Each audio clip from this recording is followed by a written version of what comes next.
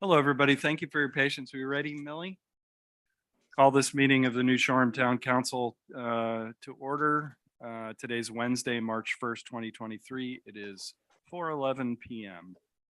I would like to start by asking whether anybody objects to moving item number 2 regarding Black Island Utility District grant application to first on the agenda. Just to give Barbara an opportunity to go home. Then we'll lose 25% of people. That's true. That's true. No objection. Okay, so before us we have Molly and I actually bumped into one another at the latest utility district meeting. I will say to people who watch this on YouTube and those of you who are here, they're really worthwhile meetings to go to. You learn a lot about what's going on, and you know, particularly now where energy cost issues are so timely. In addition to all of our infrastructure needs, you'll learn a lot from Jeff, from Tom, from Barbara, from others who are on that board about what the thought process is, and I find it at least very gratifying that there's a lot of forward looking. You know, it's not about which trees are going to be trimmed next week. It's about, you know, what's the energy market going to look like in 2 years and how do we prepare for that. It's really quite impressive. One of the things that the utility district is doing is applying for a number of grants. The one before us now is to the Department of Energy, basically for I think it's described as hardening of the grid. It's a continuation of a great deal of the work that everybody has seen going on around the island, but an opportunity for smaller utilities from across the country to get some grant money from the Department of Energy to help fund some of this, so it's not all on our relatively small customer base. So the utility district has asked the town council and presumably others from the community to send a letter to the DOE supporting this application. And also asking us to keep our fingers crossed that we get it. Marianne, did I miss anything there? No, that's pretty much it, that they are looking for our support for this application for a grant. If I'm not mistaken, I think it's $3 million, Barbara, is that right? Yeah, please.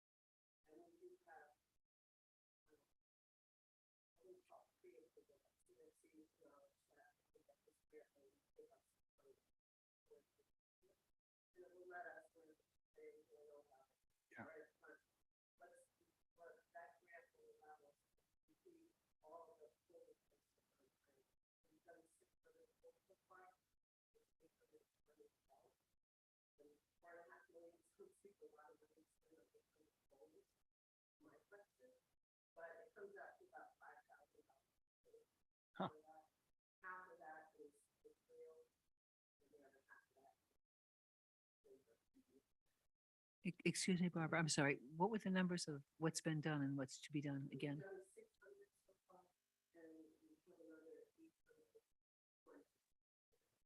Thank you.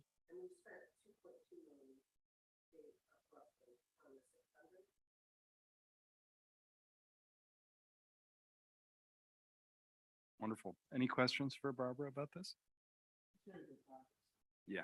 And it's I know exciting. nothing about this, so I'm gonna, so it seems like a lot of polls. And if whoever looked at something shouldn't be replaced, then wire should go in the ground, and I don't even know the concept of it, so just asking a general question. Yeah. More, okay. Thank you. I would like to point out that because I always put on my reading glasses and fly spec these documents, that there is a typographical error in the first paragraph. Second line, actually, it was David Lewis who saw this. He, DEO should be DOE.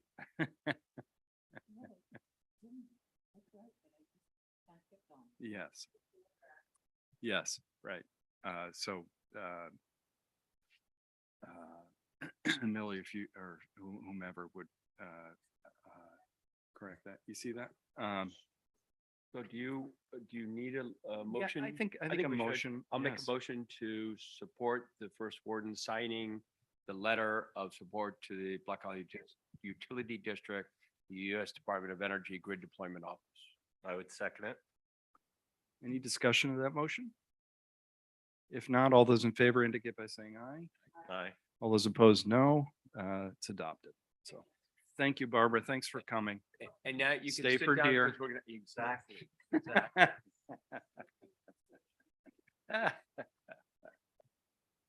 All right. Discuss and act on path moving forward regarding the Deer Task Force and future deer management. It's a pretty lofty agenda item, given that we've been working on it for decades. But the primary reason that this is that we decided to put this on an agenda is, in some respects, as I was saying to somebody, people vote with their feet. So for the last 2+ years, if you've been following our agendas, we've had vacancies on the Deer Task Force and no volunteers. We can go into why, wherefore, all that, but that's the practical fact is that it's on our agenda, every other week for whatever 20 something meetings a year, and sometimes even more. And at some point we have to acknowledge that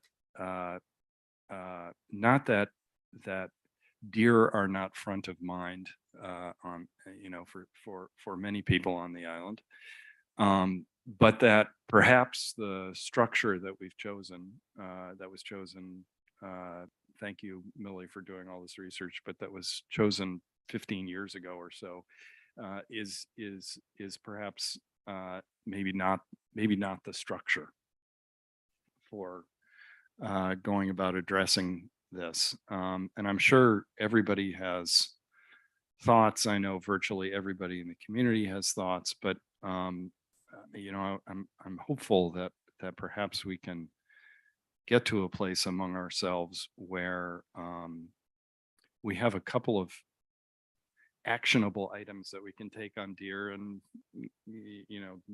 give them a try. I don't, anyway, that's the background on why it's here. I don't know whether Martha, Sven, Molly, Neil, if you have anything you'd like to kick off with, and you don't have to. Well, I think there was a sidebar going on before the meeting started to Yes. say, how did we get to where we are today? So that was interesting to know Yes. that the deer were brought here. I get that asked all the time. I never knew the answer. But the second would be, and similar to what I've been doing with the subgroup on parking, is what are all the ideas that have been thrown out, actioned, and done to date? that have fallen short or failed or whatnot. And I don't know if we have that task list of stuff done. And I don't know if that's something we want to talk about now or have someone pull together all those various things. Obviously, I'm privy to why we do the hunting, but if that's not making a dent, there probably were other things thrown out.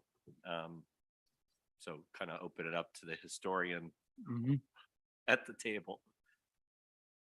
Go ahead, Martha. Okay, I was on the boat when the deer came in 1967. And everybody followed the trucks up to Payne Farm and watched them run into the brush. David, do you know when the second group came?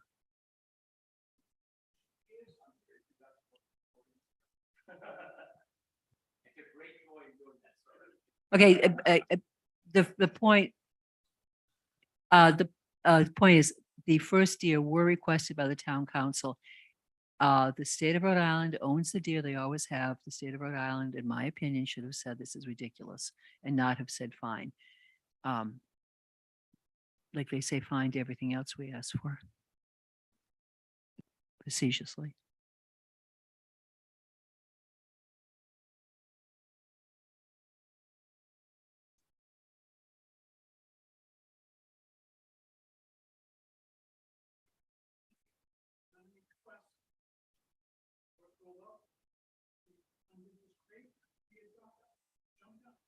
Yeah, and for the record, if anybody doesn't know, David Lewis grew up on Meadow Hill.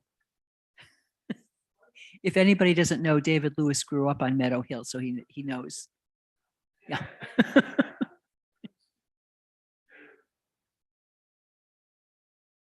So it went on for quite a while. The first time the town voted to have hunting, nobody was paying much attention until the vote had been taken and everyone sort of, it was an uproar.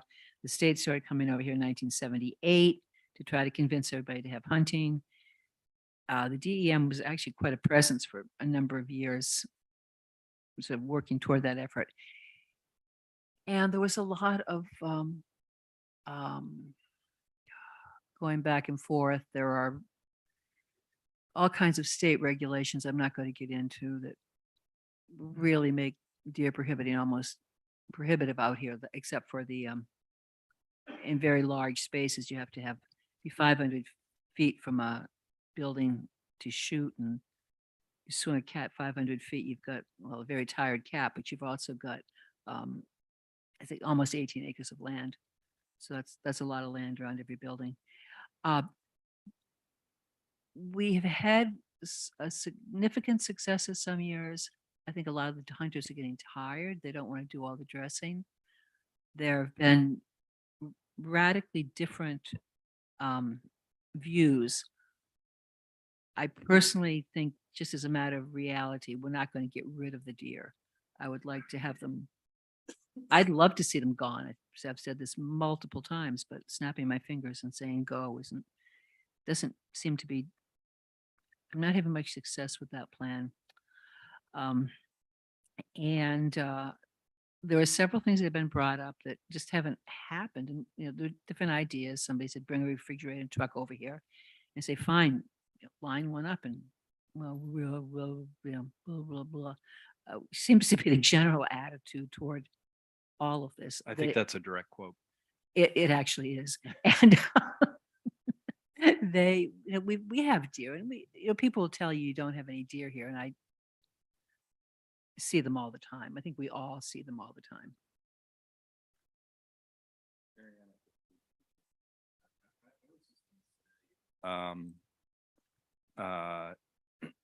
I think a couple of things that Martha points to are important for us to, potentially put in action.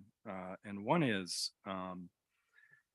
Marianne has done what I think is a marvelous job of building a relationship with what is virtually an entirely new DEM senior staff. And at some point, I think there would be value, not even with some kind of, we need you to do X or we need you to do Y, but to do some relationship building around our deer population with DEM. And, you know, you hear from one source especially that we don't have enough, call them game wardens. I don't know whether that's the right term, but the sort of DEM police, if you will, enforcement officers. I have no idea whether that's true or not. You know, are there things that DEM's experts you know, might suggest? I just think I tend to favor just sitting down and talking.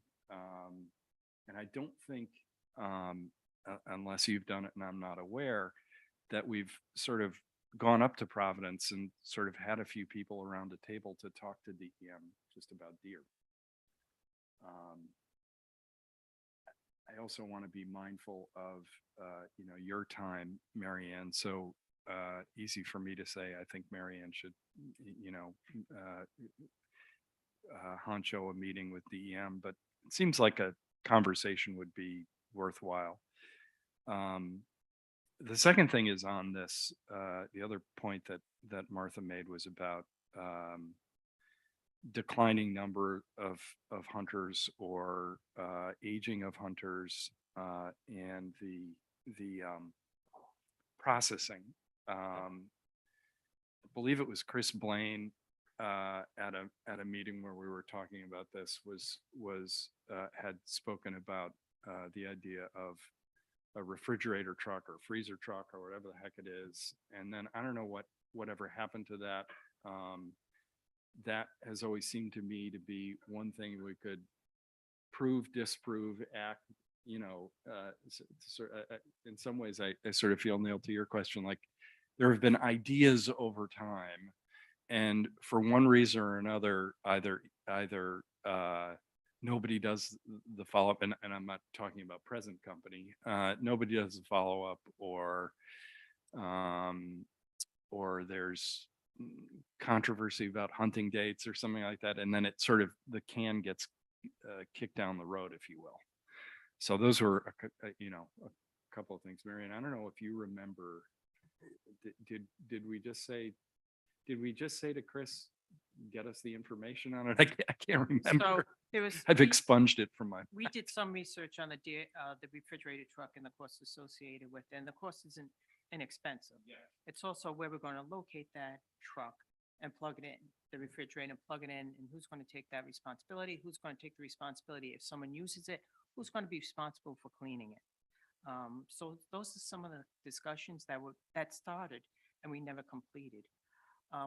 Another thing, it's interesting. Can I just ask a quick follow-up Yeah. to that? Was the number shockingly high? You know what I mean? Are we talking about it was $10,000 or was it $100,000? You know, I don't know. I don't remember Yeah, the exact okay. number, but That- let's you put know- it this way. The number in my head was high enough that we didn't think we should It gave be you in pause. the, Yeah. in the right. budgeting process. Yep. There is a few people up at DEM that we've spoken with that are really, really great. And I think what would be very helpful is to have them come down to here for a council meeting. One of the things they said to me, in a meeting I had with them last year, which I never connected the dots, because I was at a council meeting where it was stated that we have the longest, we being Block Island, have the longest hunting season from a date perspective. So I said that to him. He said, but wait a minute. You don't have the same number of days.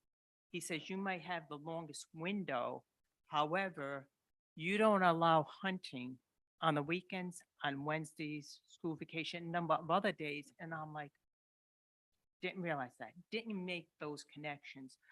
They also, what's really interesting, they have a lot of historical data and they can bring all that with them. They can go back. They had charts and tables and they have all the data.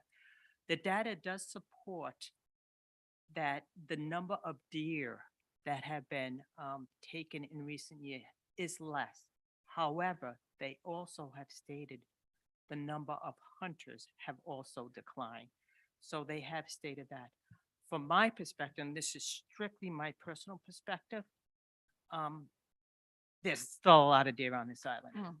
I mean, I can look out my back window anytime, starting from 5 o'clock on, and get up at 1, 2 o'clock in the morning, and you look out the front, and there's a lot of deer still on the island. So- Here's my scientific method.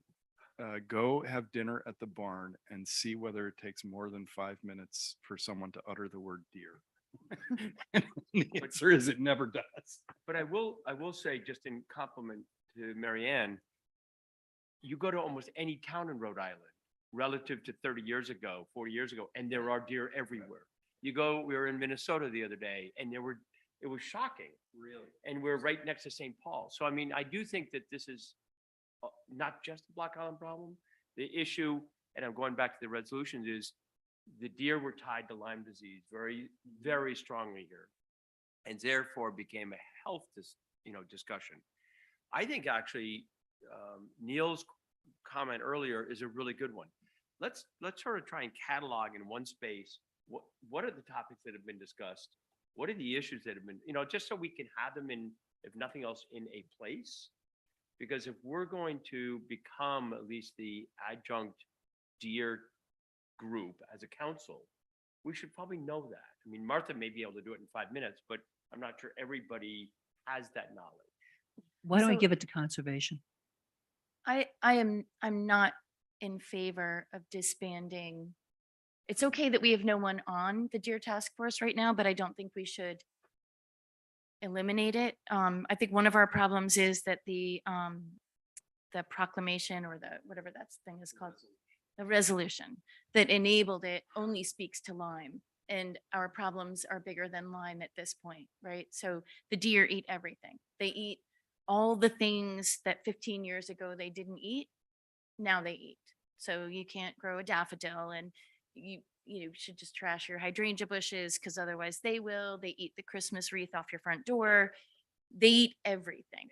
They really do. They eat my duck feed. If I put food out for my ducks, I get deer. So we have different problems than the Lyme problem has not gone away.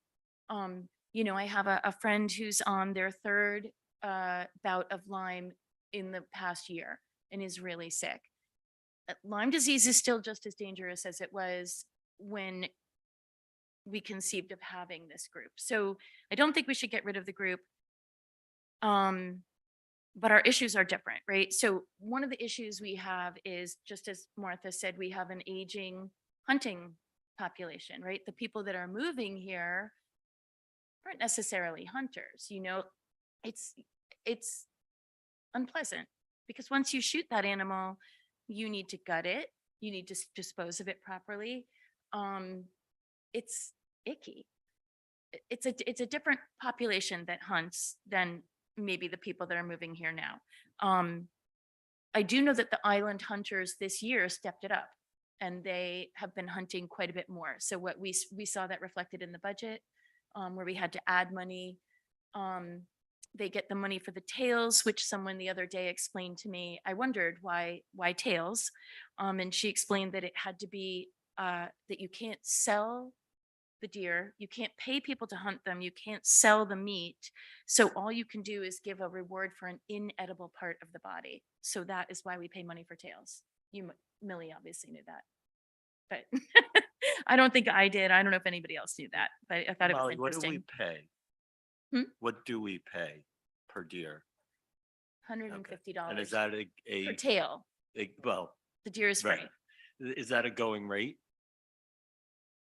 I don't think any I other don't No one town. think else it- is- Yeah, okay. I can tell you Jamestown has also a significant deer population, and I lived there for 30 years. Also had the same concerns about hunting, Lyme disease, and they did not pay for the tails or anything like that. And they had similar regulations. If you get permission from a property owner, you have to check in with the police. They'll have very similar things there also. But I think what we're seeing is that we don't have enough people hunting the deer to reduce the herd in the fashion that we want to reduce the herd. how do we do that? That whole program that was set up with that company, White Buffalo, right? Kind of went slid off the table before it happened. But we have all these other factors that are new that, so we have, and we have an increased population. We have a lot of people who moved here during COVID who didn't leave, which is great. But they want to walk the trails with their dog. I do too, and it's hard during hunting season. You have the Glass Float Project, which people who come over to go walking on the trails, they don't know we have hunting also, right? Because most towns don't have hunting, most suburban towns that people are coming here from. The other thing is, I imagine once our broadband is hooked up, we're going to have an uptick in people who are here in the off season because they can be.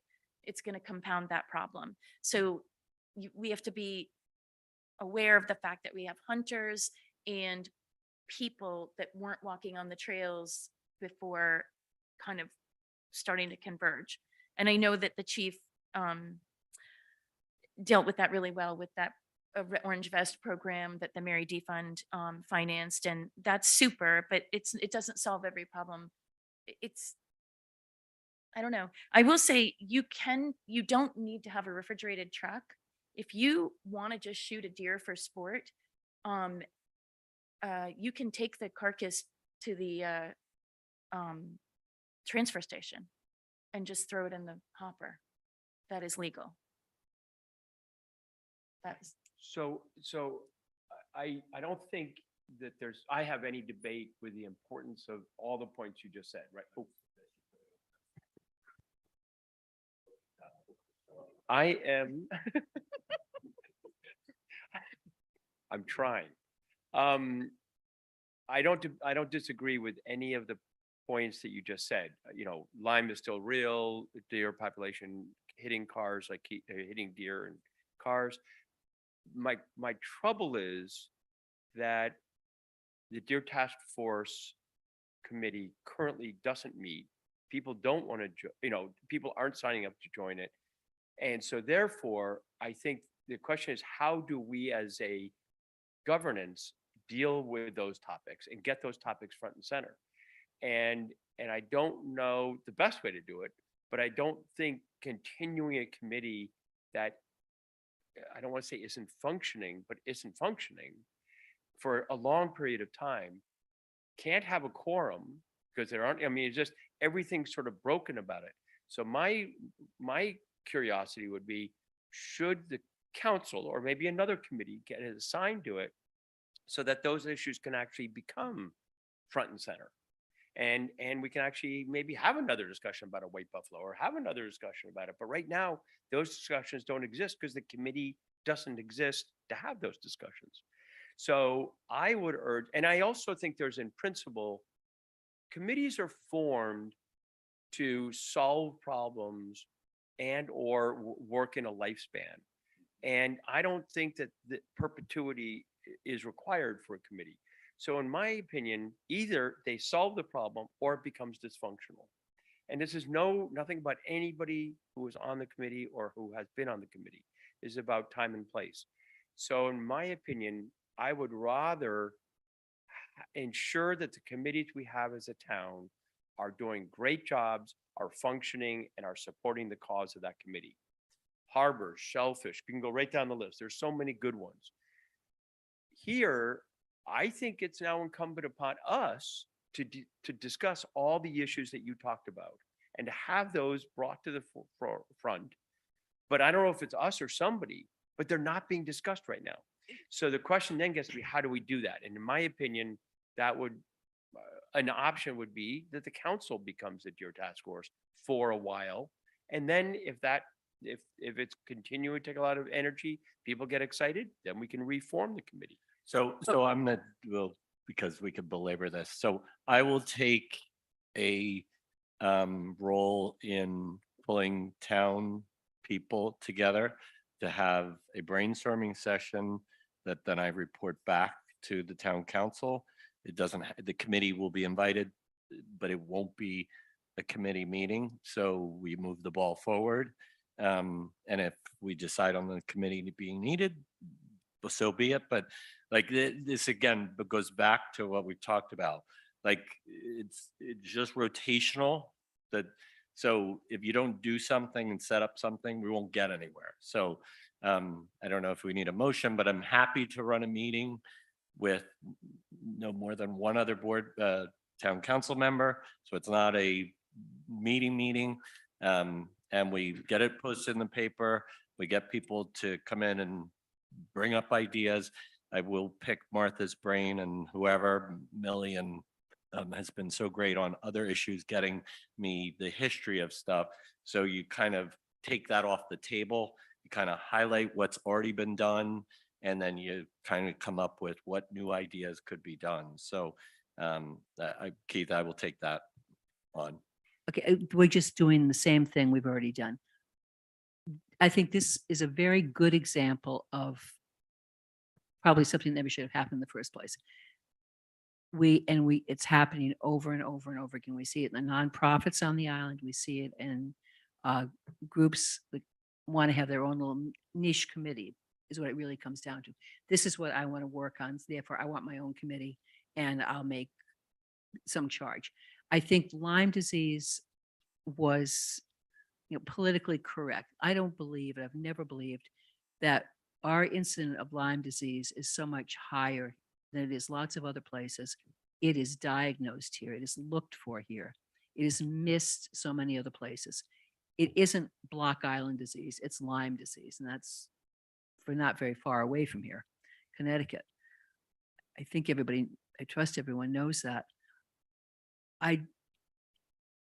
We have a conservation commission. The conservation commission used to try to deal with this. I guess I have a real, and I've had this as long as I've been on the council, this thing about creating more and more committees when we have boards that are created by statute that should just be given another charge to deal with this. And if they don't like it and they don't want to deal with it, you don't get to pick and choose what you want to deal with if you're on a board or commission that's supposed to be charged with conservation. It's got a lot of statutory power. I was talking to somebody the other day who didn't even know it existed, or that it existed by statute for sure. Molly, I want to, So I don't understand what that means, Martha. So be clear on what you're asking. Are you saying a committee is in place and they should be charged with this? Because We the have- inaction that occurs because of what you just said, it's so frustrating not to move the ball forward. Because we So- have, I said, there is a conservation commission that is created by state statute. It's mandated by the law. We have to have it. They exist. Give them a real charge. Okay, but so you're saying the Deer Committee, just so I'm clear, is a waste of time and we should be using another? It hasn't worked for a year. Okay, so we can talk offline because I'm not sure what the other charter then builds in, but there's got to be solutioning that takes place, and the town, meaning us, decide an action rather than kicking the can around for another year. so if I can, the what form it takes is less important to me than that we identify some things and do them. I don't have necessarily a burning urge to disband the Deer Task Force, except that there's nothing there right now to disband because I don't even think it has any members. So let's just, it could be that if we start doing some things that, to Molly's point, we actually get people who are interested in serving because it demonstrates that, there's a seriousness and purpose around it. I don't know. I don't know that. I can't predict that. What I can say is if we have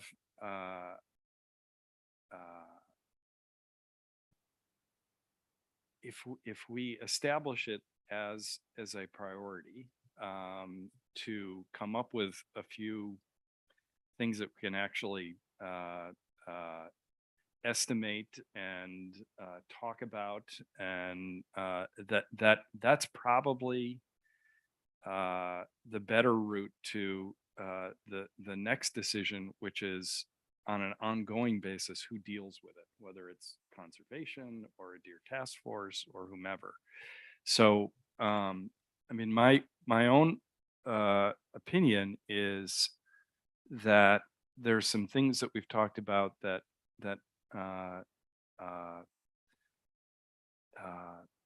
it would be great if if Marianne had we got the DEM people out. Neil, I think it would be great if we had a pile of research on just sort of what has been contemplated, because I've been a part of one of those, a grand total of one of those conversations, and the major proposal basically did not have support with the council. That was, if you recall, Marianne, Sunday hunting, if I'm not mistaken, a couple, a year and a half ago, maybe more. But I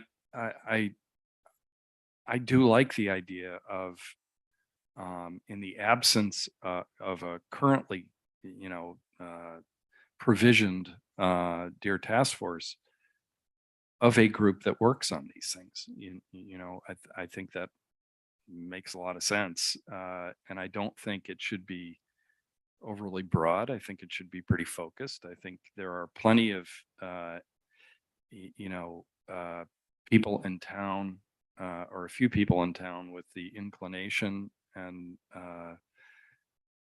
like conservation and hunters, and like I feel like I've become a little bit cynical about the deer issue, if I'm being really frank. And but that doesn't mean I don't think I think it's a problem, but it's sort of like, I don't want to deal with it every on every agenda. That's frankly, Yes, so I'm not interested at all in being the deer task force. As much as I would like to see the majority of them deceased, I don't want to be in charge of it.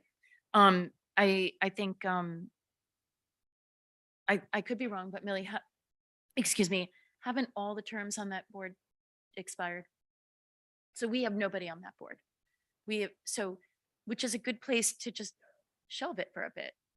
Maybe not eliminate it, but do what Neil was talking about and just Right. tuck it on the shelf. We don't need to disband it, but we need to reevaluate. We have new reasons to hope that they will all become deceased. So, like let's look at those new reasons. But I would hate to. I understand why Martha doesn't like it, right? But I think for the time being, like, why disband something that we don't need to? There's nothing to disband. Everybody's gone. Millie, Yes. can I ask a question? Can we technically have a committee with open positions that we don't try and fill? I mean, it's a question of governance. It's, It's just a committee that's made up. It's not a charter committee. it's not in the charter and it's not. I was done. just going to say, it's not legislative, statutorial or anything. So we like can that. just, Yeah. to Molly's point, just let it die on the vine. or remain in purgatory. Well, Um, okay. Uh, Okay. well, it'll still exist, and we can deal with the sort of structures later, in my opinion, and who knows? Neil has some conversations. Marianne has the DEM people come out. That'll be an agenda item. Start to get some conversation. Yeah, and if you But- look at this chart, it Please. talks mostly about hunting. Yes. It doesn't talk about other ways to eliminate or reduce the deer population. And I don't know if other ways was ever explored on the island besides hunting. There may have been some stuff I've heard, but the sophistication of other opportunities Yeah. to reduce the deer population does exist. And I think that's what we really need to start looking at. It looks like we've been focusing mainly on the hunting piece. Okay, Marion, when Donna Walsh was our rep, we're going back quite a few years. There was a group in the summer that was having a Lyme prevention meeting, and she came over. And I went with her and I said, Donna, they're not going to talk about anything other than they want to kill the deer. I mean, that's bottom line. They don't care about wearing white socks or doing any of the things that you can do to actually cut down on the ticks. And we came out of the meeting, she said, yeah, you're right. And I think that we have to have a decision here, not like somebody saying one thing, somebody saying, what is the consensus? What is the end objective that we want? And we have to be really clear on that. Yep. And I don't think we have to have any kind of, because of this, because of that. We just want the deer reduced. I don't think we have to, who's going to sue us? The deer? Yeah, there's Lyme disease. People get hit, cars get hit, or deer run into cars. They don't eat the bad things that they ought to eat, and they eat the good things. I mean, it's everything from nuisance to health to public safety. It's everything. And I just don't see the need that they seem to have felt in the past to have justified wanting to hunt the deer and dramatically reduce the herd. Well, I Yeah, wish, just to be clear, and I go back to what Molly said. So Martha used the word reduce. I mean, I think our charter, wrong use of words, but should be eradicate. We probably will never make that happen. But at the end of the day, if we could get it all done and we eliminated it, I think that's our message. We won't get there because the possibility of that happening is just not, it's not real. So And just the irony that I realized, look at my shirt. right. well, I wish Kim Gaffett was here because I know she would have a lot to say about this, but I think the mere fact that we just spent 50 minutes talking about this might drag some people out who are interested in talking about the deer. I agree, and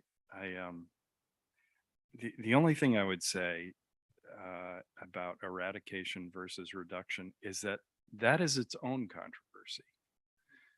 So if we're sitting around a table, say we have virtual unanimity that there are a lot of deer. So what does that what does that lead us to? And I'm happy to.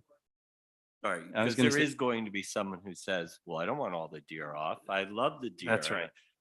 Yes. So you're absolutely right. Well, but it's up to us to say one thing or another. And I do think eradication, it was a big mistake. I think the yammering about eradication, I'll use that word again, yammering for 2 years was a big mistake because that wasn't a position the town ever took. The years ago, I think it was Byra, wanted a vote on the referendum and it was for eradication. Then they came back and pulled that and changed it to eradication or severely reduced because they were afraid eradication wouldn't pass. And I wouldn't vote for it because I said either you're in or you're out on that one. And there's no in between. It's not, oh, we want eradication even though we know we can't do it. I will not support that. So as a next step, I think getting all the information in one place would be, or trying to get all the information in one place would be a really good thing. What's been done, what hasn't been done, what are some ideas, not ideas? If Neil's willing to do that, let's move forward on that in the next few months. If I can help or if somebody else is better, that's great. I think that would be good. I also think putting together a group of people to talk about it. Yeah, makes a lot of well, I sense. assume that's sort Yeah. of part of it. Yeah. Is getting Yeah. people together. Yeah. And collecting these. And I'm happy ideas. to do that with you. I'll do it with you. I know. I almost patted your shoulder. And so I guess then the question is, do we keep the current committee structure? It sounds like we do, and Yeah. and if it lays dormant for a while, maybe we revisit it in the fall when we, appoint people. The one important thing that that misses is the Marianne DEM piece, which I think is pretty fun, is most important about this. So, you know. We have all the statistical Yeah, information. yeah, we should, yeah, yeah. And, you know, we could do something, you know, even, you know, if it were this spring and there weren't boats, we could do a midday kind Yeah. of thing. Council meeting, that'd be great. That'd be very helpful. Terrific. Thank you. I think we have a plan. Beginnings of a plan going forward. Thank you. That was terrific. So we're not going to have any more open position discussions on the agendas for Deer Task Force, right? Yes, it's in hiatus. That's all I wanted.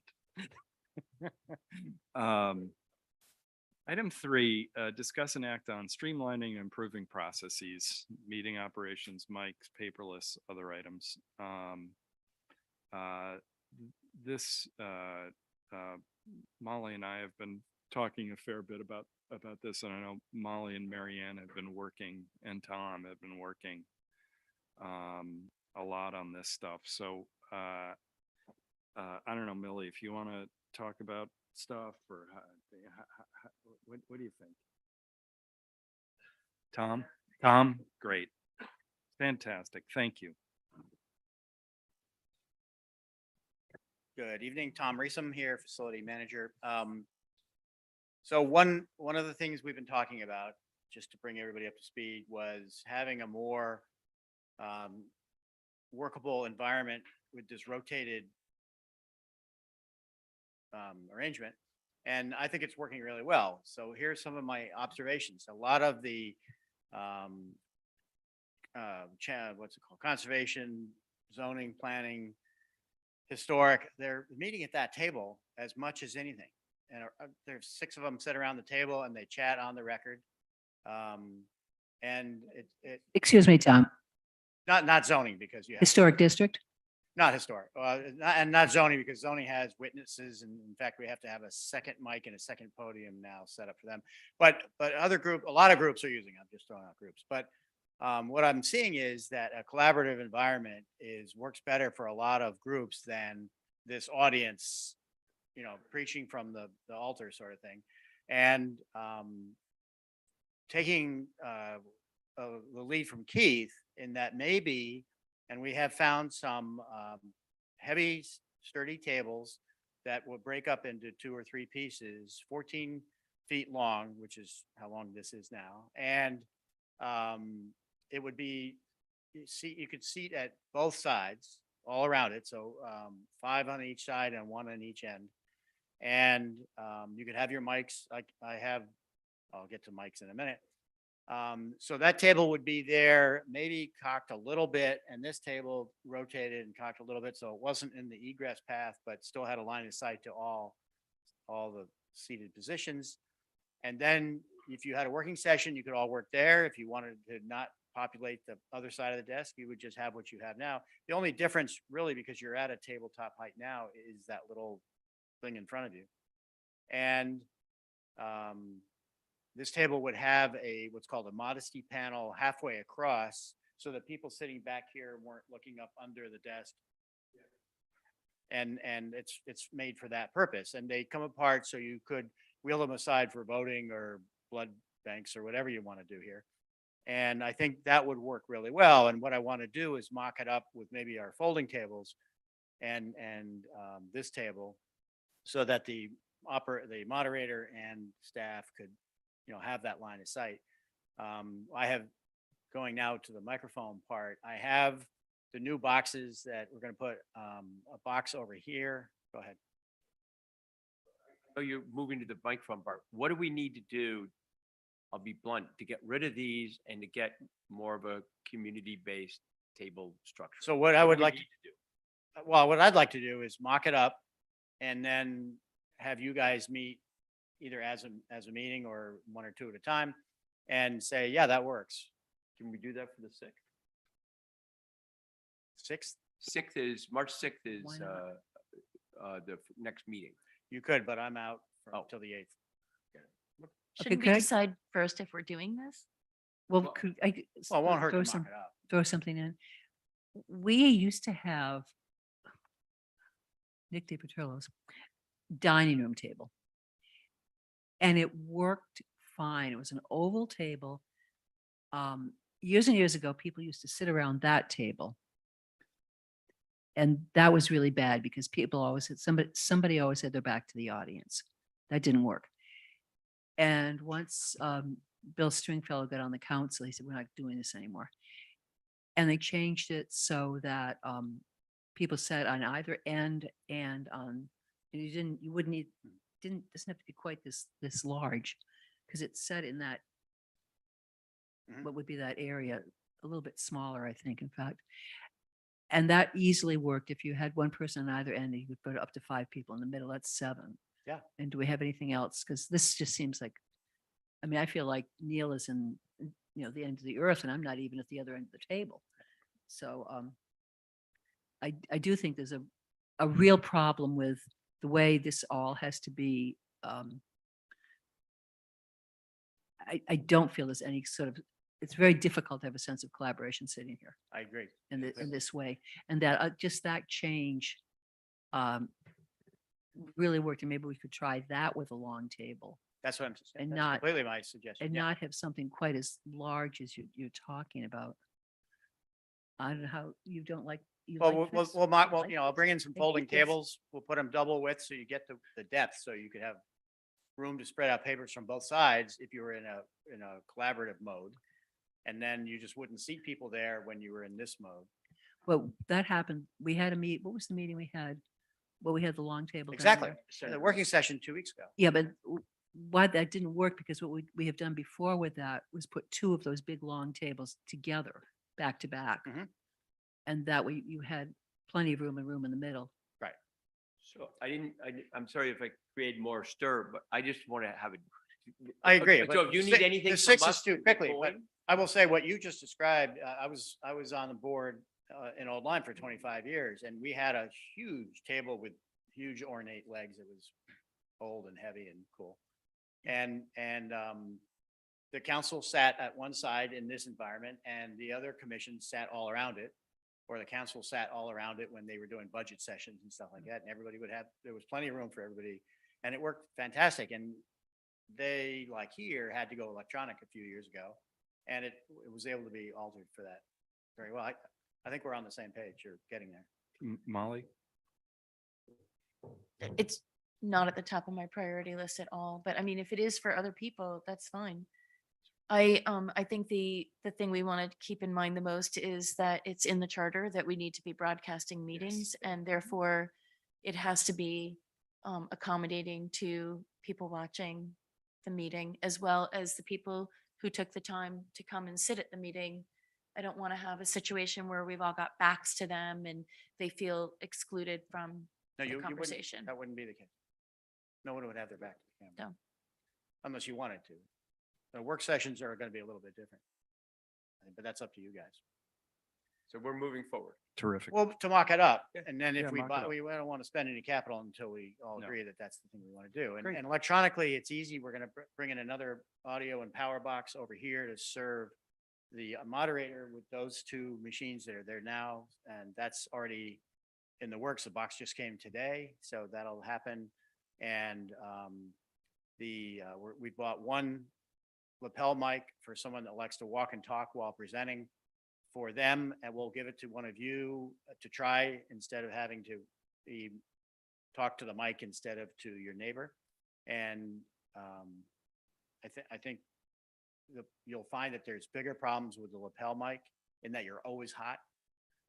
If you lean back and whisper something, it's being recorded. But whereas if you turn your mic off or lean away, you're not gonna be heard. These mics are very expensive because they only have about a 1-foot radius around here.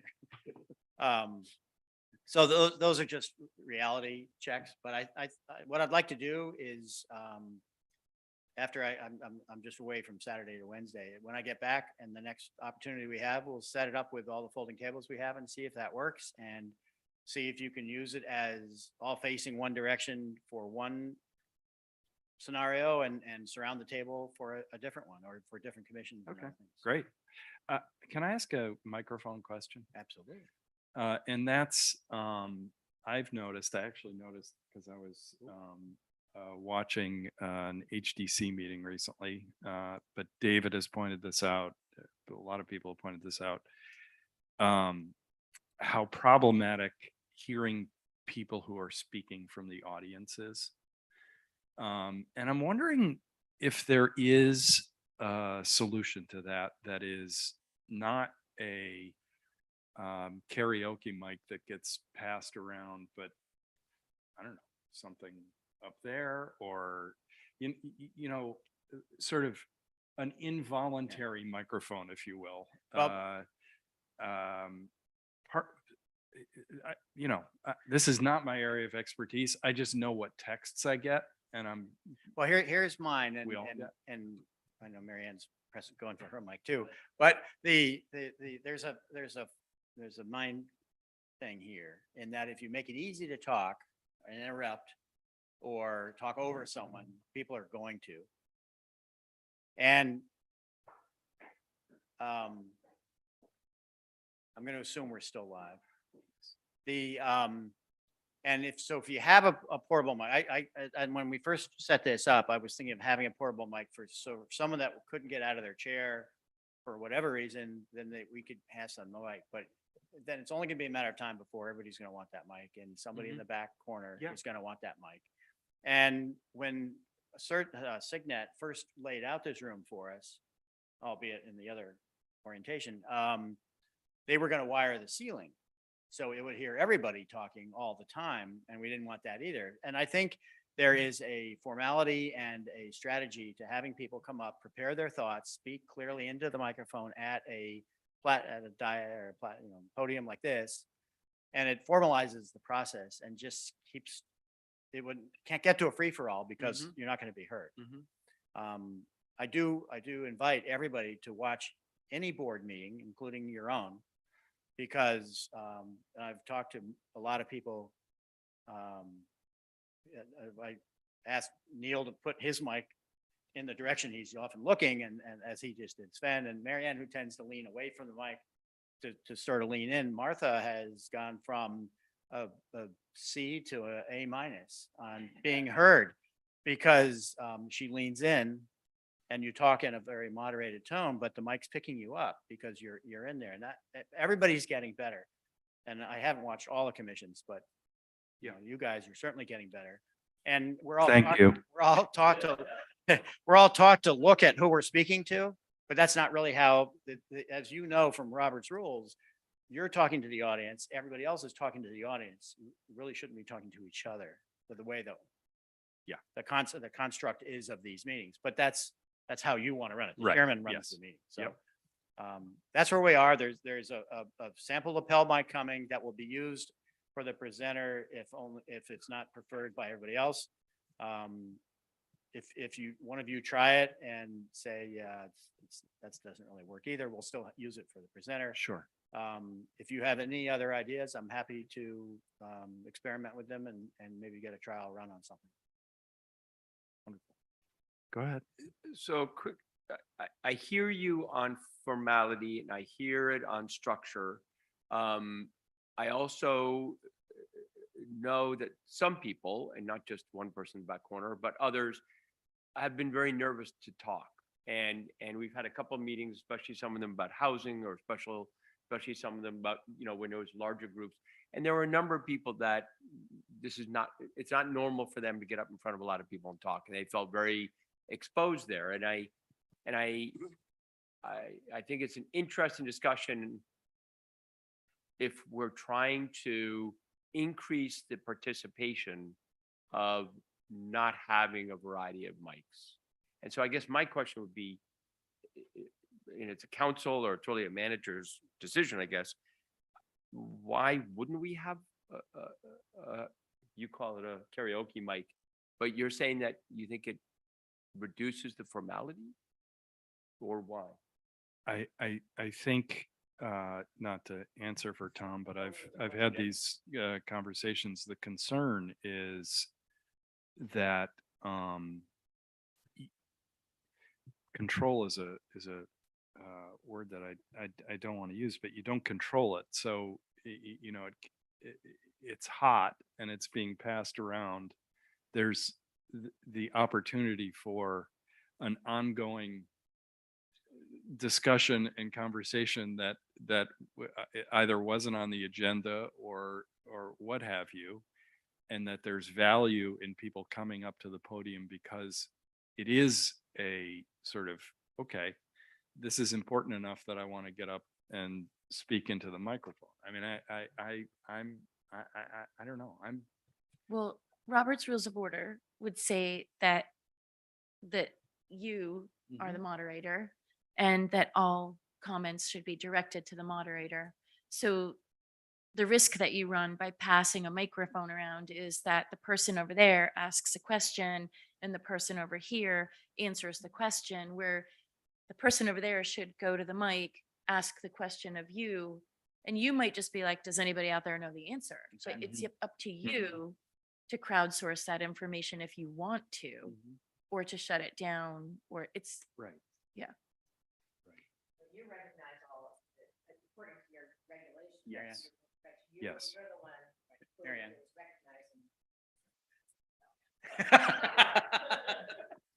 But as a matter of practicality, Keep going. I mean, kindergarten.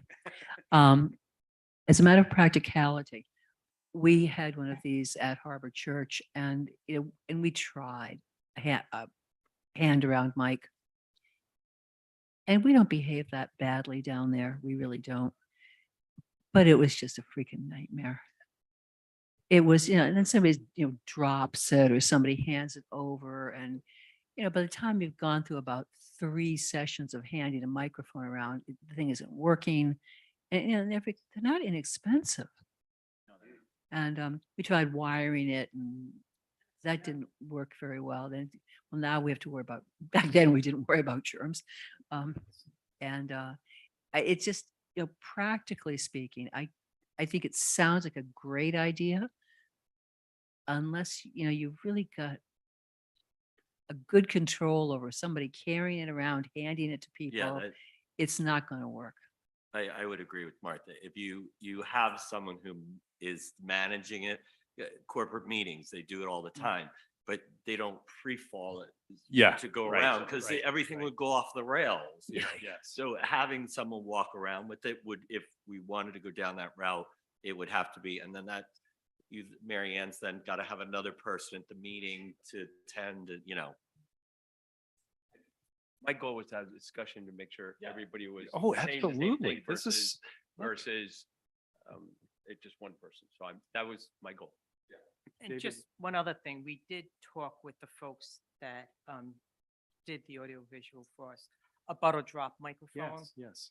for people to come on the podium, and he said, your room is too small.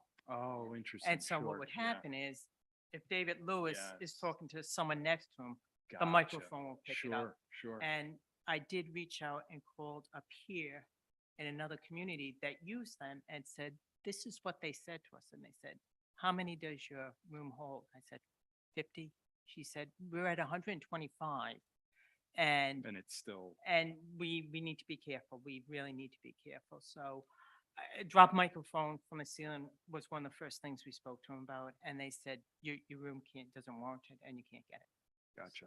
I will say one last thing is I think this setup is so much better than where we were. And Oh. I think this movement, as long as we move the mics, it really works well because having now watched a lot of videos, you do end up watching some people's heads, the back of their heads, but it's mostly the speakers. But the folks, whether it's on YouTube or wherever, are able to see the council. We're able to see it actually works well. So thank you. Let me address the camera is if that little screen over there was in front of, I was calling these people the moderator, but I think you're right, that the chairman is the moderator. But Millie can drive the camera to the podium or any one of you can zoom in on, but I noticed they strategically, she blocked herself out. So That's a new power. So the, one, we've been missing the, it's a Cat5 USB extender that would enable the HDMI that plugs in there to be all the way over here, even though the rack is over there. Technical problems, but, sorry. Right. That will be better in weeks. I will say all these mics, the quality handheld mics, and the lapel mic, they're all about $600 a piece. Right. So we're yeah, talking $10,000 of mics just right now. Sure, sure. That zoom in feature might actually come in handy to make sure Keith's eyes are open. Exactly, during the meeting, so- exactly, yes. You know, leave it, Give you the kindergarten comment, give it to me. leaving, Come on. leaving aside the expense because it's free just to chat about it. One of the here's what I know about microphones in 14 seconds. They have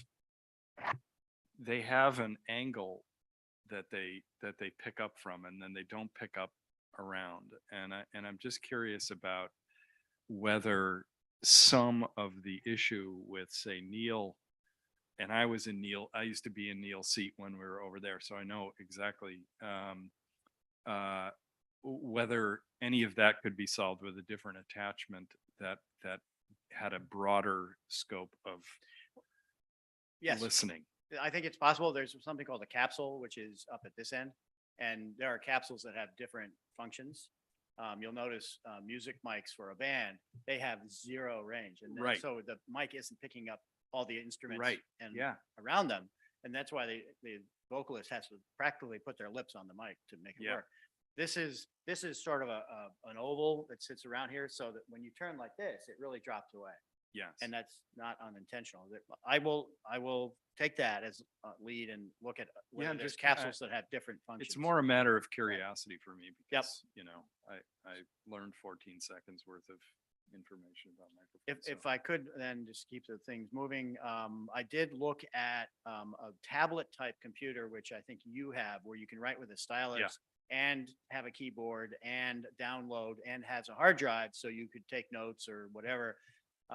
They were, for the quality that we need for the security in this building, about 22,000 plus a piece. So for the 5 of you was 2,000. That's what 2,000 is what I meant. 2,100, something like that. And so it was another $10,000 to equip you all with laptops. What one person suggested is actually what you probably need, only what you need is a screen to bring your clerk base up on, and a $300 Google, what do they use in the schools? The Chromebooks would do that. So I will ask you again, under your leadership, to tell me what you need, and if only 2 of you need something like that, that's a lot cheaper than 5, because all 3 of you seem to be able to work what you have. I don't know, Molly, if you need one. Martha, I presume you do, so. But I have a whole different perspective on this, and mine is that if it's town stuff, it should be on a town computer or a town Absolutely. tablet or a town something. I don't like doing town business on something that doesn't belong to the town and that isn't going to get handed off to the next person who sits in this seat. That it just goes along. Right. So what you're not doing is you're not connecting to the servers here. Yeah. On the Wi-Fi, you're just using the Wi-Fi, and you're using the clerk base, which is available to download off the internet. So you're not actually connecting to the town servers, which is why you're allowed to use your own machine. You couldn't plug your own machine into the wall; that would reject it because it would see it as an invading Too much information. Tom. device. So you're really not in the town servers. None of these people that are connected by Wi-Fi are using the servers. That wasn't the point. The point was town, anything that's a town document, anything that's town business. Like But we clerk base is seem to public have, domain. we seem to have this ongoing problem with people not being able to, or old ways die hard, perhaps is a better way of putting it. And that any correspondence to the council should come to the town clerk's office. I just say that because I say it if I get a chance. We went through that before. And as far as just having something to read, that's all I've ever talked about when I talked about everybody having a tablet. It wasn't about, having, you could still use, I guess you could still use your own, but I think you'd have to have enough for the council, wouldn't you? I didn't gather. I think you went a couple directions and Of course I did. You're supposed to follow that. So I lost you, but no, the point is that you don't need something connected to the confidential drives in the building. You just need internet access, which you that's- have at home. Still wasn't the point. Okay, what was it? The point was that, I don't know, I was fine until Tom confused me. Sorry. No, I think she was going with, if she's doing town work, she should be on a town device. I think that, Yeah. Oh, I get that. but the difference is, I'm not, when I access town stuff, like Clerk Base, you're not I don't download anything to my computer, I'm just looking at it. So I don't feel like I have that where I'm crossing my town stuff into my personal life. And because my email is tied to the server and I send everything to the town email, I don't feel like I have a conflict Yeah. where when I leave or kicked off, whatever it is, I won't have stuff on this device that I have to worry about, Right. And I think maybe if I could rephrase that, you're using an ethics position of your own to do or not do certain things. And I think Martha was saying it shouldn't be able to do it. And okay, what I'm saying is you really can't. Clerk Base is a public domain. right. It's out there on the internet. So that's all you're talking. So it's not really town business. It's anybody can get it. If you want to go into my building Well, files. no, a lot, we're only getting clerk base, we're not getting email on it. No, I mean, you could, but again, email is only email. It's Em- not no. data. Our email is confidential. A lot of our email is, not all of it. Correspondence from the attorneys, for example. Can I ask, so Martha, let me ask. We're what probably, dif- I'm probably deeper in the weeds than anybody No, you're prepared not. to go. This is actually an interesting question. So are you suggesting, and I'm, just clarify for me, are you suggesting that my laptop is good for my business or my personal emails, but really I shouldn't be going on to town email and downloading, I don't know, a memo or something Well, we on this, but I should have a a separate device that's town-based. So to do town communication, I should use that. To do anything else I want to do, I can use mine. Is that where you're going? that's where I'm going, but I think you've just proven the impracticality of my position. No, I don't know that I have. No, I don't, I think it's, I think I don't it's a disagree with your philosophical position at comment. all. It's absolutely true. I think it's a philosophical, which is, it's a good discussion. That's why I want to try and clarify in devices. Did I get it right? Although I guess if we're actually just only talking about things in terms of not having so much paper, just the tablets would be fine. I mean, if I ever get a new computer, I wouldn't have a problem. Although I don't like people Well, on there. so Mary Ann? I completely understand. I come from a defense, secret environment like Mr. Lewis here. Lewis. And we couldn't, if you plugged in your own or tried to connect your own computer to the company network, the security police would be on you in about 15 seconds. Oh, David had that all bypassed. Probably not, because he's still here. But That's why he's still here. But there are a lot of safeguards because of some incidents we had in the last year that would prevent you from getting anything that you're not getting into anything with a non-town asset that you shouldn't be into. Mary Ann, you were going to make a point. So I think I'm kind of siding more with Martha. I think if we're going to get devices, I think we should get 5, and I think we should get the same thing for all 5. But what the device will get will be very different than what some of you are already working on. And I'm okay with that. And also, since we kind of broached this subject a little bit with emails, I really would encourage all council members to only use the town email for town business. Because I've been getting some personal emails and I'm responding, and then I realize it's a personal email, and I would strongly ask the council to really Yes. start thinking about that and heading. down Yes, that well road. put. I agree with that. The only problem is if you live anywhere on regular Block Island broadband and half the time you try and pull up the town email, it doesn't even pull up. So, and it's all about data and speeds. So I'm, at home, Sven, I have no can't- problem. You're on your phone. I'm on a computer and I'm on a tablet. Okay. Half the time I can't get town email because of just data speeds. I couldn't get, my computer's 11 years old and I can get stuff. Millie, can I ask a practical question of you, not to put you on the spot, but from your perspective, as we move toward paperless, do you have a sense of what would be ideal from your perspective? That everybody sort of has the same thing and you don't have to, like. Right. I don't really have I don't feel like I have an opinion on Okay. what kind of a device you might have or might be using. I look forward to you guys having them. We've been wanting, I've been hoping this would have been ordered or a while ago. Just because I'd love to get away from the paper. Yeah, the paper. And then, I anticipate everything would go on clerk base, confidential information would go to your email. You would then be responsible for either reading that, having that in your head, or, printing it out and bringing it with you. Right. And whether you'll be able to access your email on your device while you're here at town hall, it seems to be, more of a managerial kind of safety question. So, but that's how I would anticipate going forward, Right. mostly clerk-based confidential through your email. Right. Yeah, the only, and this is a personal preference, is I do a ton of email for my business.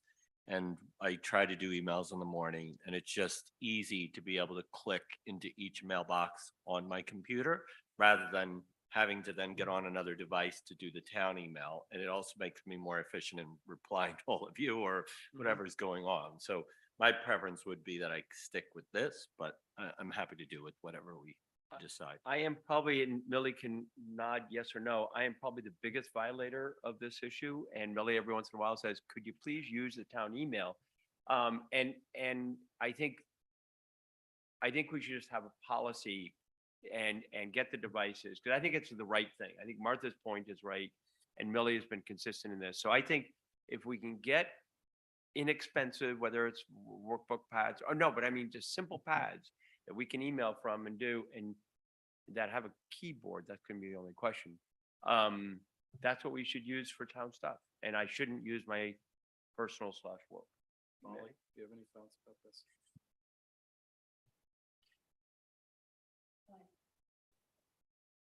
Totally technologically like defunct. So I'm going to go along with whatever you do and I'm going to figure out how to use it. So So the only caveat I would add is if we're going to go in that direction, which I'm fine with, you then have to then talk about there's no email on your phone because it's be your personal device. So, you can't say, don't use it on your computer, but I'm going to have it on my phone because what's the difference? I disagree. I mean, I have one phone from personal and work, and I have Outlook for work emails and Gmail for my personal emails. But it's still on, it would still be on your phone. That doesn't You don't matter. have two phones. It's all in the cloud. It's not actually on your phone at all. So it's, Well, but this is on, I mean. this well, is once you on go to the cloud, email, it's in too. the cloud. Right, so but that's how I access my Outlook. Right, so Three long as different you're using business- Outlook and not emailing town business in your Gmail, you are. Oh, yeah, yeah, of course. I think that was the message, is Okay. you're not using Outlook. Right. I do that. Keith, do you mind? Millie? So I have had a bad habit of texting with my council members on occasion. I think it tends to be an efficient Sure. way to do things. So we would need to talk about whether, where we go from, how we go about that. That's only for So, scheduling, isn't it? That's scheduling, stuff like that. What I've seen increase in recent months is council members using in their personal emails for town business. Why I would strongly suggest you don't do that is, and I've talked to IT directors in other communities about this, to get, and IT directors that have been around in the municipal business for over decades. Your personal email will then be subject to any kind of subpoena records that your business will, or that your town will be.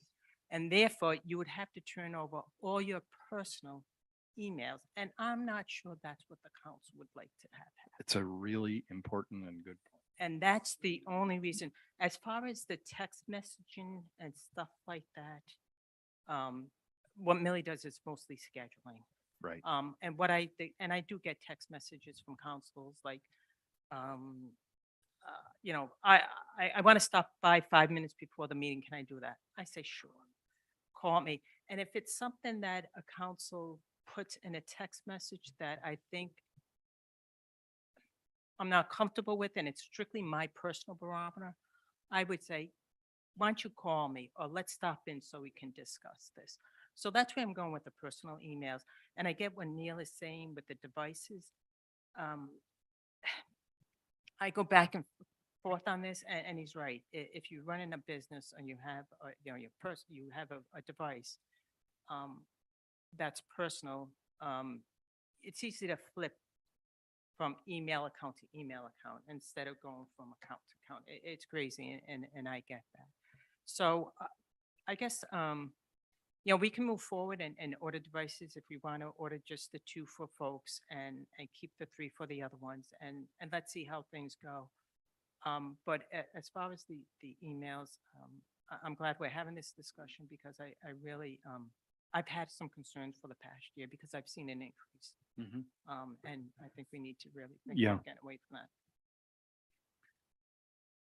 So if I could just get back to the specifications for those devices, we've decided to get 5, I think.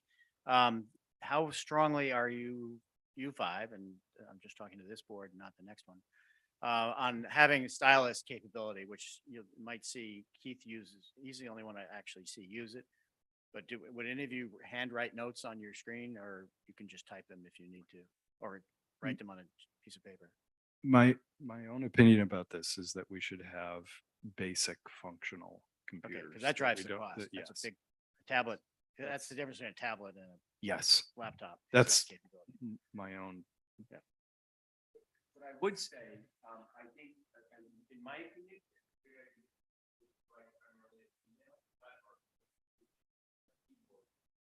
Oh, they will all have a detachable keyboard, right?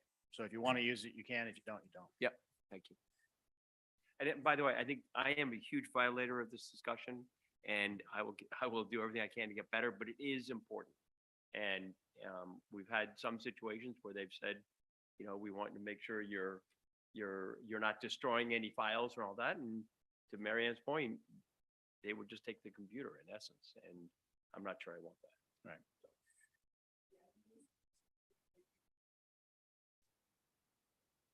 You know, the other thing that's a cost driver is the hard drive, and I don't think you need to be storing stuff on your hard drive. I agree. There's with nothing to that. keep you from having your personal computer and your work computer right there. And you can write your notes after, you know, your pre notes and look at that. So This thing has plenty. we can get the cost down. Yeah. Very far. Great. Okay. Thank you very Terrific. much. Thank you. David Lewis would like to talk about his violations at, in the military days. Would someone pass David Lewis the audience microphone, please? I'd like to go back to the real early part of this third discussion. Thank you. Probably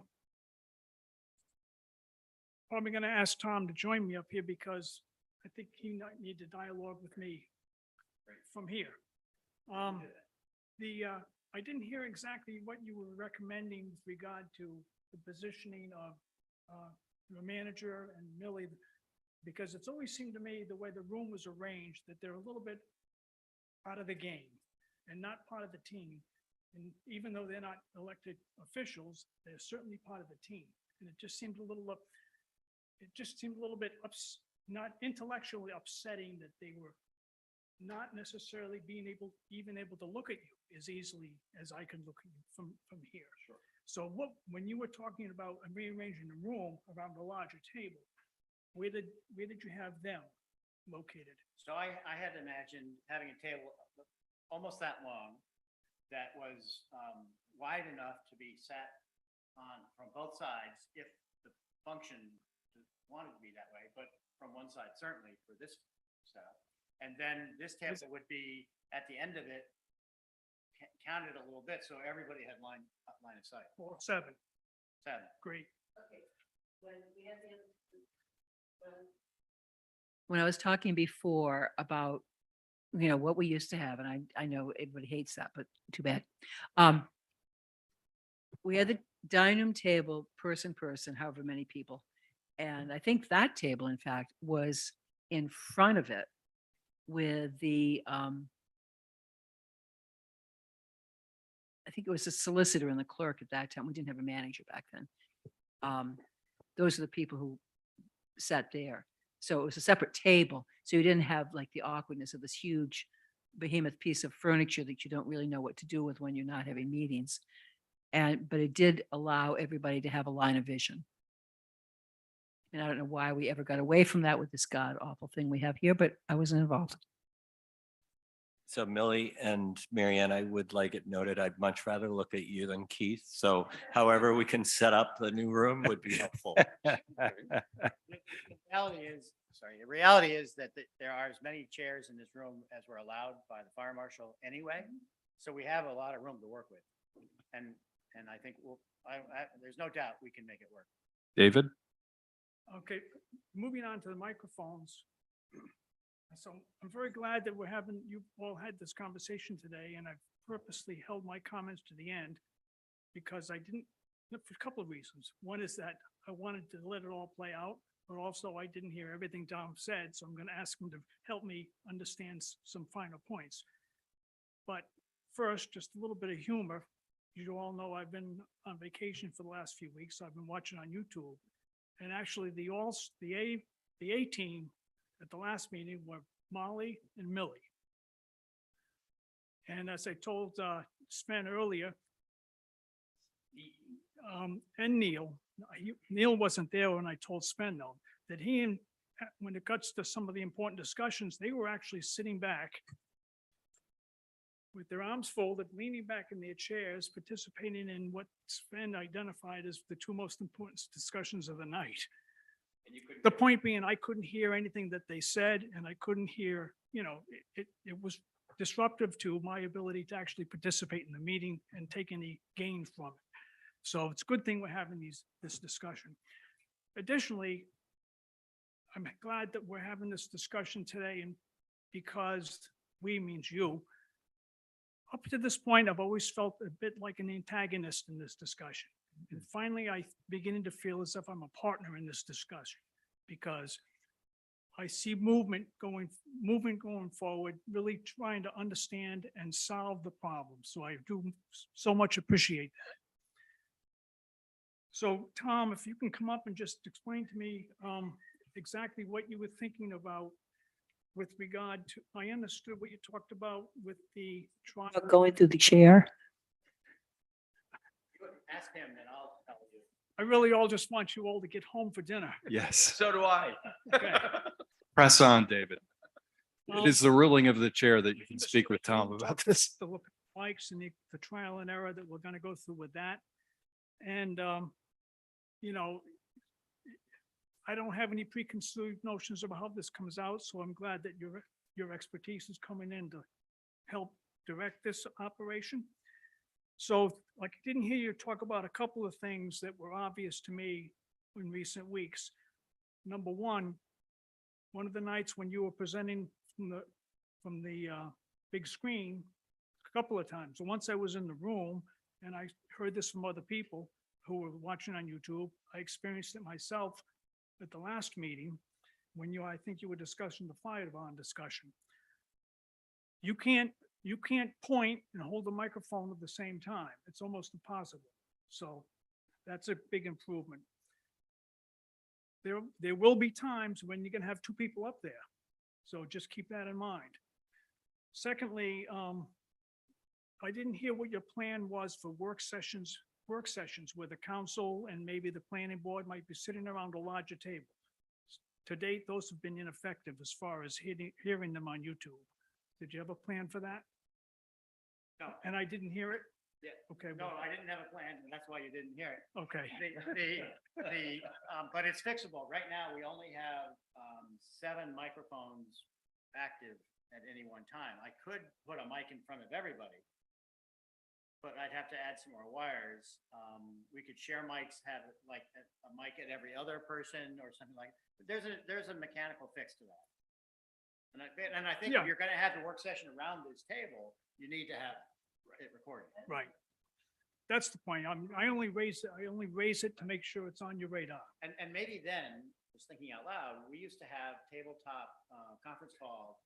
That's what I'd like, yeah. And maybe in that environment, you go to just an area mic that picks up anything that's said. For those meetings. And the last thing on my list is what you and I are doing right now. I'm the guy that's speaking in the mic. Who knows if anybody can hear you? But my observation just 2 weeks ago was that there was a conversation between the Mission Broadband man, John, and Mike McGuire. Mark, thank you. And couldn't hear either one of them. They were standing up here like this. And I couldn't hear anything of that. So this microphone, whatever the plan is, has to accommodate two people that aren't as close together as you and I are right now, even though we're great friends. So, So I will, just for total disclosure,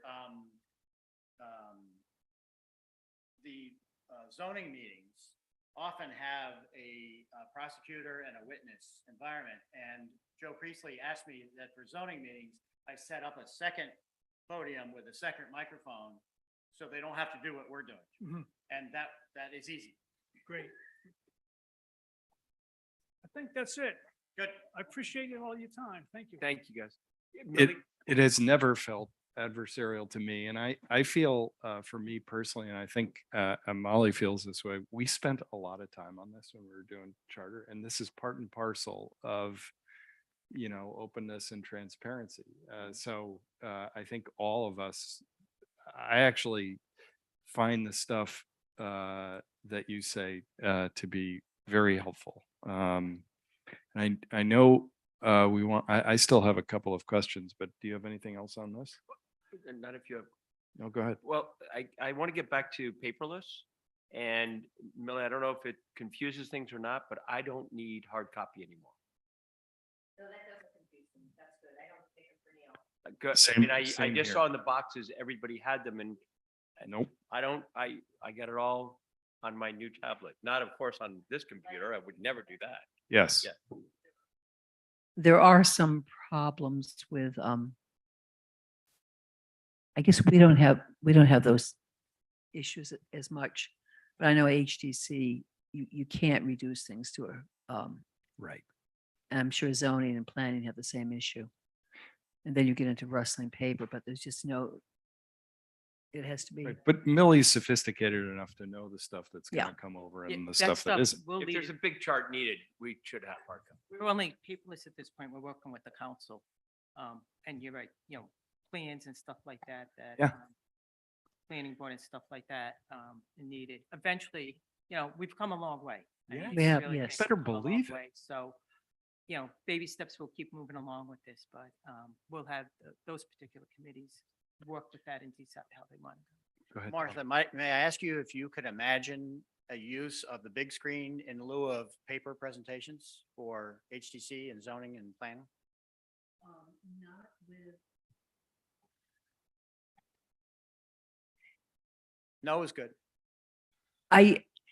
Theoretically, yeah. But with the detail that's on those plans very often, you'd have to be closer to the screen That's fair. and Well, I then think you, the presenter would be up there with a lapel mic because right, that's what it's like to but walk we're and the talk, but people who are on the boards are the ones that have to see. The presenter theoretically knows what's on those plans. And we had the other night, we had an insanely huge plan for a tiny project, but nevertheless, people have got to be trained for that. It was actually easier to do it when we had it on, when things were put on screens, but those weren't big plans either. No, it's a cultural change, but it's not practical in some applications. That's the problem. It's, then you get back to the microphones and the handheld microphones, which aren't going to work again because I've tried it. And just because I can't do it doesn't mean it can't be done. But, I know the All right, practical we've had that one. application is difficult.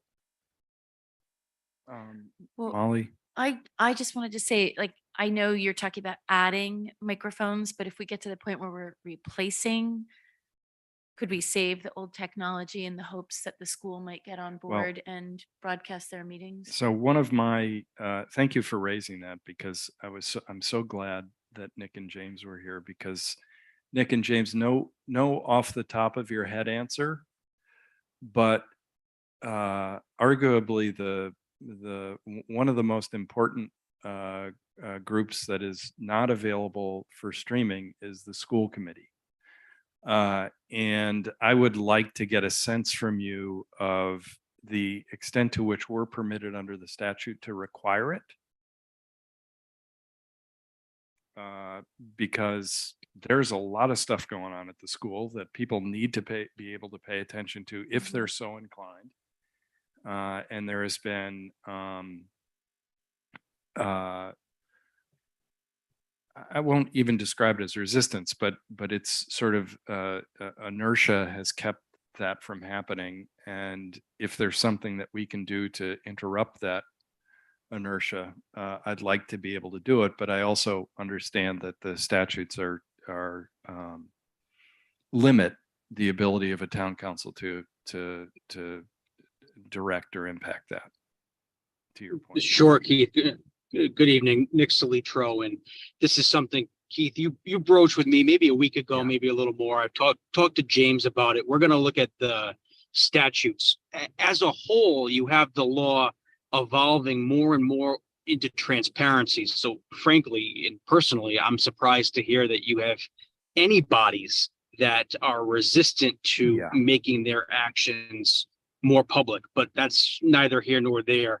So we're looking into it. We'll report back as to whether or not you have any ability to influence that as a town council. Thank you.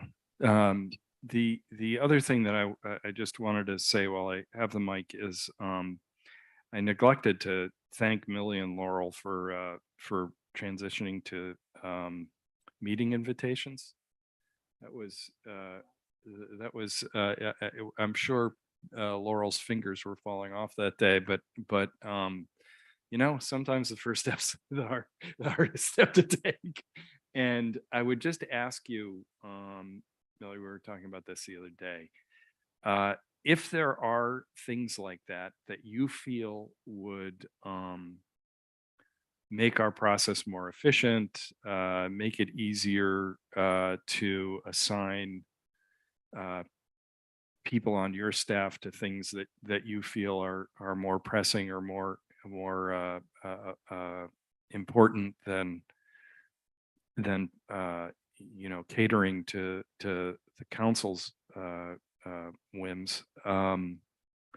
Would you please raise those and don't edit them by, I don't know whether people are going to like that. If we're not going to like that, I think we're 5 people who could tell you if that we don't like something, but it's just part of paperless is that it's supposed to hopefully over time free up resources in your office. And I want, at least for me, and I think for all of us, that's a real priority. So don't hesitate. If you have stuff now, that's great. But if you, at any point, if you want to talk about it, please don't hesitate. Because, like you, we've been talking about this stuff for a long time. So let's, get her done. I do have, by the way, one question about website functionality before we adjourn. I have noticed, for example, that today I went to the website and like this work session wasn't on there. And when I clicked on, sometimes when I feel like when I click on, a planning committee meeting, the agenda isn't isn't as accessible as I think it ought to be. Sometimes it's not there. I don't know why that happens. I'm not complaining about it, but I just think if one of the things we're going to try to do over time is to drive people to use that portal as the way to get to things, let's face it, not everybody's going to, have clerk-based bookmarked and, sort of all that stuff.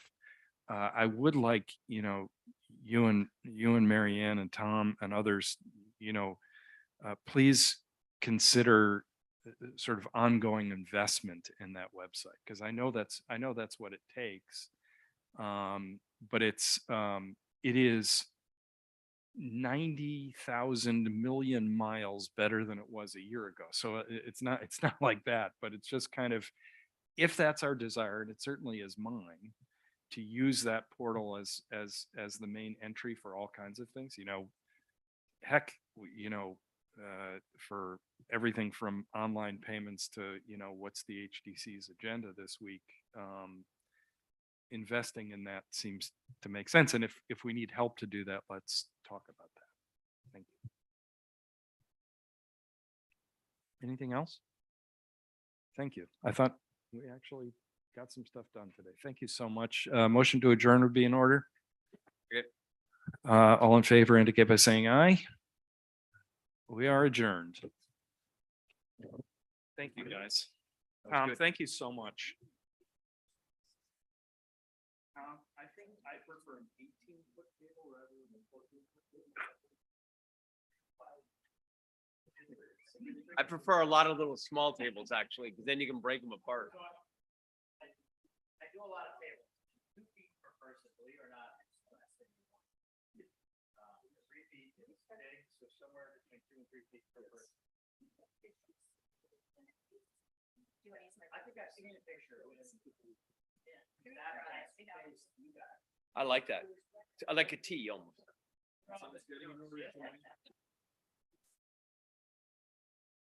Oh, so the staff, you're looking at the back of their head? I don't like that.